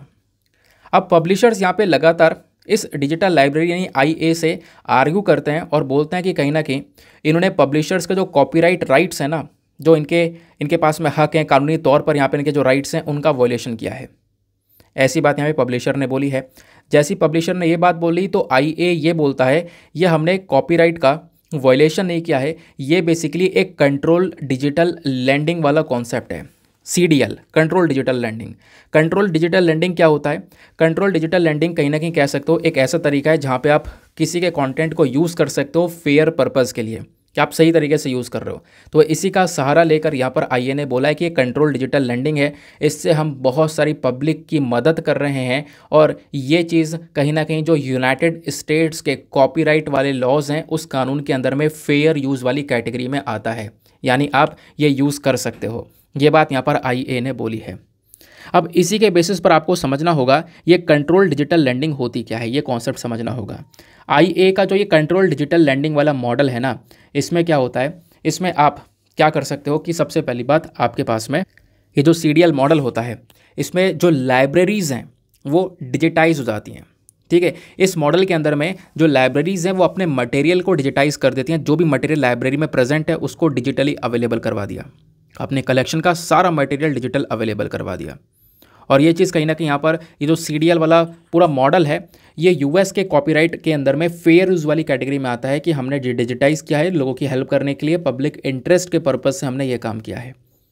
ठीक है, बात क्लियर हो गई। चलो अब आगे आते हैं, सीडीएल मॉडल के बारे में आपको समझ में आया। अब इस सीडीएल मॉडल के बाद में ये सीडीएल मॉडल वाला केस भी यहाँ पे एक कोर्ट में पहुँच जाता है।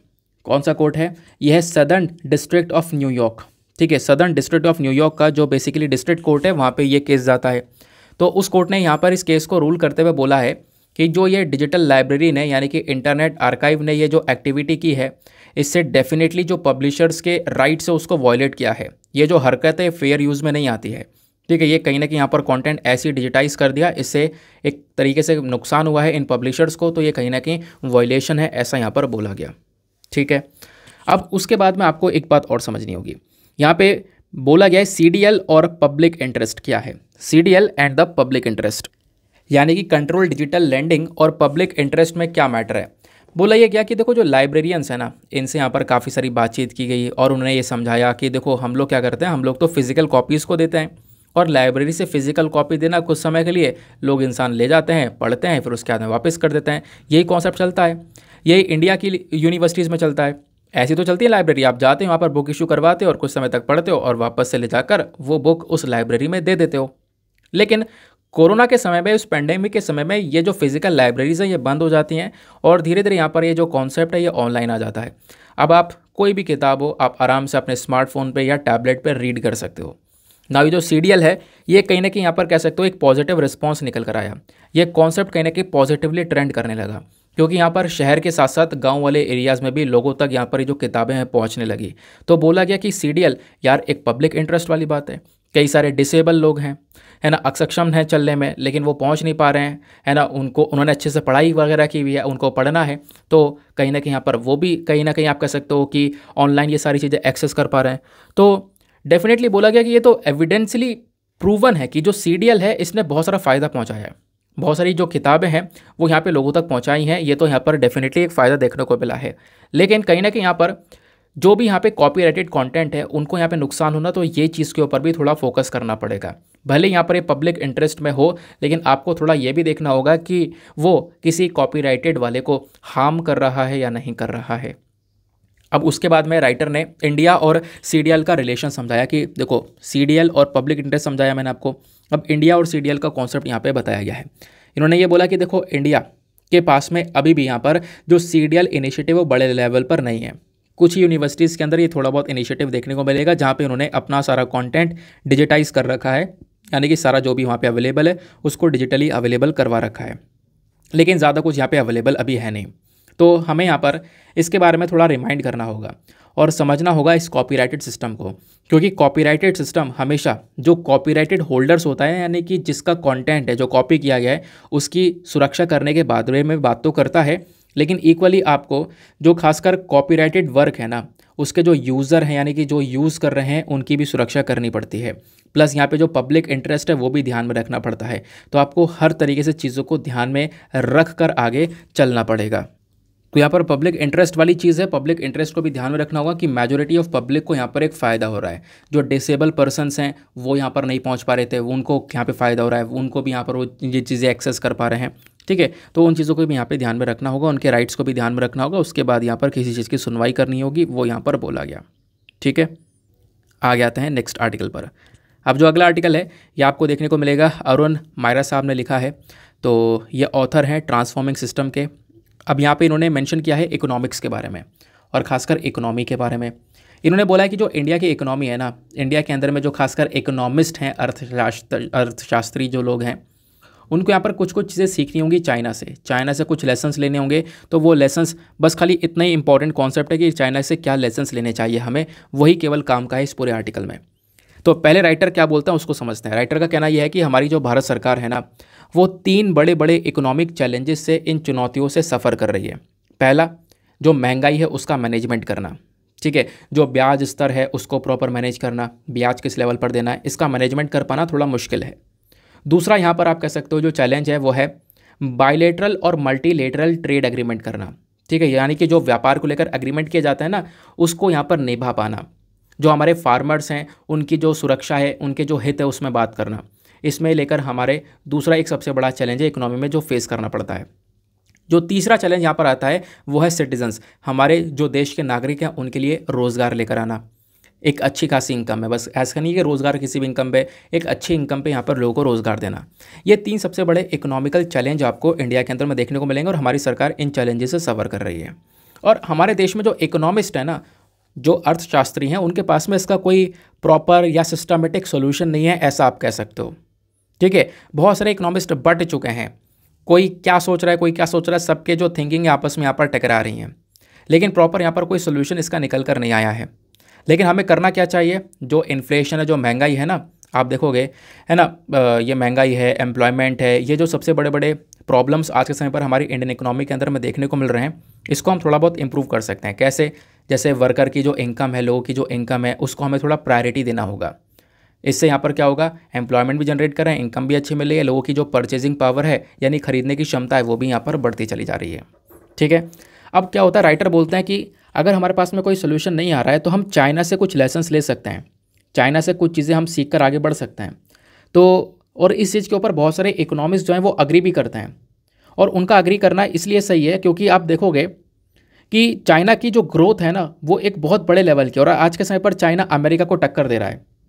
लेकिन एक चीज़ और जाननी होगी, इंडिया और चाइना का जब आप इतिहास देखोगे तो थोड़ा सिमिलर है।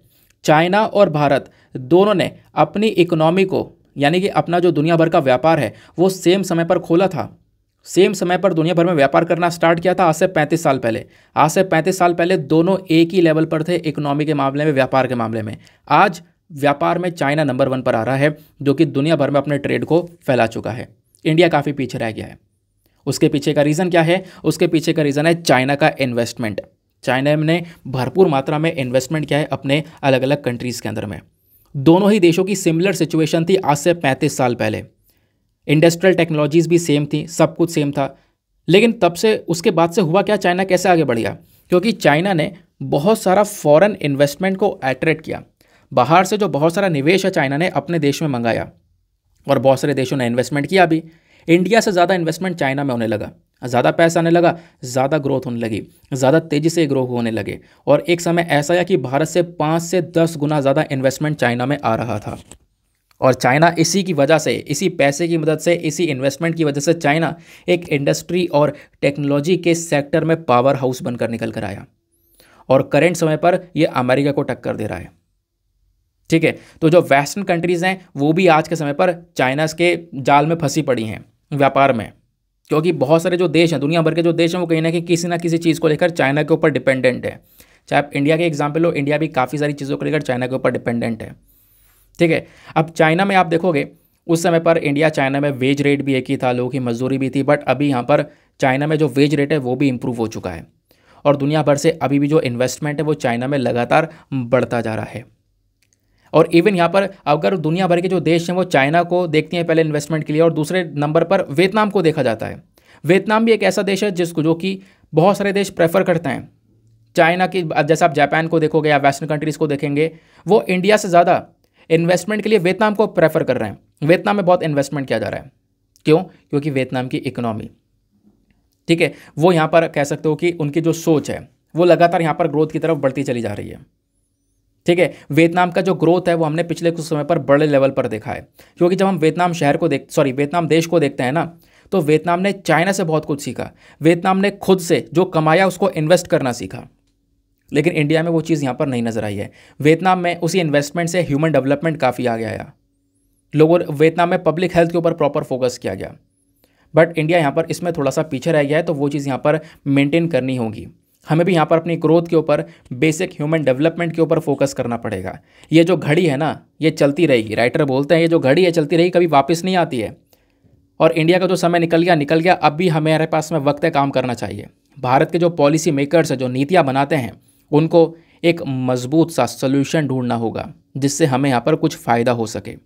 और इसके लिए यहाँ पर जो इकोनॉमिस्ट हैं उनको अलग अलग सोचने की ज़रूरत नहीं है, सबको एक साथ आकर एक सोच लगाने की ज़रूरत है, सबको इकट्ठा होने की ज़रूरत है, तभी यहाँ पर कोई सोल्यूशन निकलेगा। क्योंकि अभी जो हमारे देश की इकोनॉमिक सिस्टम है वो थोड़ा कॉम्प्लेक्स हो चुका है, थोड़ा कठिन है, जटिल है। उसको सॉल्व करने के लिए सारे इकोनॉमिस्ट को साथ में आना पड़ेगा, तभी हम इस कॉम्प्लेक्स से जाल को तोड़ पाएंगे। ठीक है, वो यहाँ पर राइटर बोलते हैं। और इसके लिए हमें क्या करना चाहिए? वसुधैव कुटुंबकम आपने सुना होगा, यानी one earth one family one future, ये भारत का कॉन्सेप्ट है। और अभी यहाँ पर G20 की जो सदस्यता है, प्रेसिडेंसीशिप है, यानी G20 का प्रेसिडेंट कौन है? आपकी बार भारत है, भारत इसको लीड कर रहा है। तो हम लोग यहाँ पर इस G20 के अंदर में इस चीज़ के बारे में बता सकते हैं कि हमें नए कदम उठाने की ज़रूरत है। जो इंडिया के इकोनॉमिस्ट हैं वो आगे बढ़ सकते हैं। हमें यहाँ पर इन देशों के डेवलपमेंट को देखना होगा, इनसे सीखना होगा इन चीज़ों को कि इन्होंने यहाँ पर किस प्रकार से काम किया है। क्योंकि कुछ कुछ चीज़ें यहाँ पर सीखी जा सकती हैं। भले यहाँ पर दुश्मन हो, उसने यहाँ पर कुछ अच्छे काम किए हैं तो वो डेफिनेटली सीख कर हम अपने पास में इम्प्लीमेंट कर सकते हैं। बुरे नहीं, अच्छे काम ज़रूर से सीखे जा सकते हैं। ठीक है, ये बात क्लियर हो गई। तो ये एग्जैक्टली यहाँ पर मेंशन किया गया है। उसके बाद में राइटर बोलते हैं कि आप सीखो, और सीखने के बाद में ऐसा नहीं कि एज इट इज़ उठाकर चेप दो, एज इट इज़ यहाँ पर नकल करके लगा देना, ये बेवकूफ़ी होगी। क्यों? क्योंकि हर एक की ज़िंदगी में उसका क्वेश्चन पेपर अलग है, हर एक की लाइफ में यहाँ पर चीज़ें अलग हैं। तो अलग अलग देशों के लिए यहाँ पर अलग अलग कैपेसिटीज़ हैं। ऐसा नहीं यहाँ पर उसकी जो पॉलिसीज़ हैं वो आपके लिए फिट हो जाए, उसने अपने हिसाब से पॉलिसी बनाई है। आप चीज़ों को सीखो लेकिन एज इट इज़ इम्प्लीमेंट नहीं करो। आप अपने देश की कंडीशन देखो, अगर वो सूटेबल है तो उसको पहले और सूटेबल बनाओ, देश के लायक बनाओ, उसके बाद यहाँ पर उसको इम्प्लीमेंट किया जा सकता है। तो वो चीज़ यहाँ पर अरुण मायरा साहब ने मेंशन की है। आई होप गाइज आपको यहाँ पर एक क्लैरिटी मिल चुकी है। फिर एक छोटा सा आर्टिकल ये देखने को मिलेगा, यहाँ पे कुछ काम का नहीं है। बात की गई है कि भाई देखो क्या गर्मी पड़ रही है और हीट वेव शुरू होगा, हीट वेव यहाँ पर बहुत तगड़ा होने वाला है, ऐसा इंडियन मेट्रोलॉजिकल डिपार्टमेंट की एक वार्निंग आई है। IMD ने बोल दिया है कि आपकी बार हीट वेव बहुत ज़्यादा तगड़ा होने वाला है, यानी कि गर्मी जो लू है बहुत ज़्यादा पड़ने वाली है। हीट वेव के बारे में आपको पता है, जो हमारा एक नॉर्मल टेम्परेचर होता है ना, सपोज़ यहाँ पर एक जगह पर नॉर्मल टेम्परेचर है 40 डिग्री सेल्सियस, एक जगह पर 35 डिग्री सेल्सियस। तो जो भी हमारे पहाड़ी इलाका है, प्लेन एरियाज़ हैं, उनमें टेम्परेचर का थोड़ा डिफरेंस होता है। तो जो भी टेम्परेचर है उसमें 5 से 6 डिग्री एकदम से बढ़ जाना, अचानक से बढ़ जाना, 40 से 46 हो जाना अचानक से, इधर 35 से 40 हो जाना अचानक से, ये कहलाता है हीट वेव। बस खाली एक नॉर्मल सा कॉन्सेप्ट था कि हीट वेव एग्जैक्टली क्या कहलाता है।